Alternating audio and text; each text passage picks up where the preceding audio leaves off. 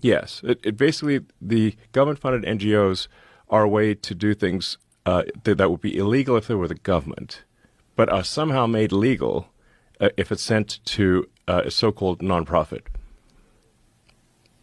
But these nonprofits are then used to, people cash out these nonprofits.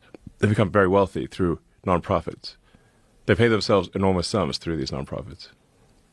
It's so insane that that's been going on for so long. It's a gigantic scam, like one of the biggest, maybe the biggest scam ever. And how many NGOs? I think there's a total number of NGOs, probably millions, but in terms of large NGOs, tens of thousands. I mean, it's actually it's kind of a hack to the system where someone can get an NGO stood up for a fairly small amount of money. Like George Soros was really good at this. Like George Soros is like a system hacker. Like he figured out how to hack the system. He's a genius at arbitrage.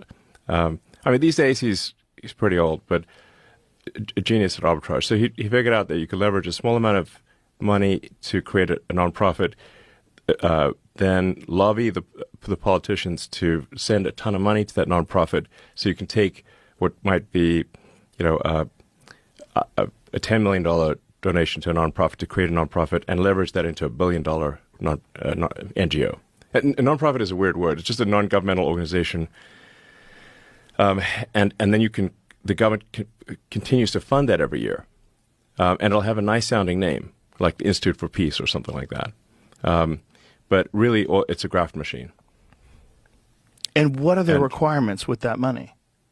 What do they have to do? Just really no requirements at all. So they just get grants and the government just assumes that they're doing good work. I think a lot of people in the government know that they're not doing good work. But it's a giant graft machine. I mean, but surely people online are like unpacking this. Right.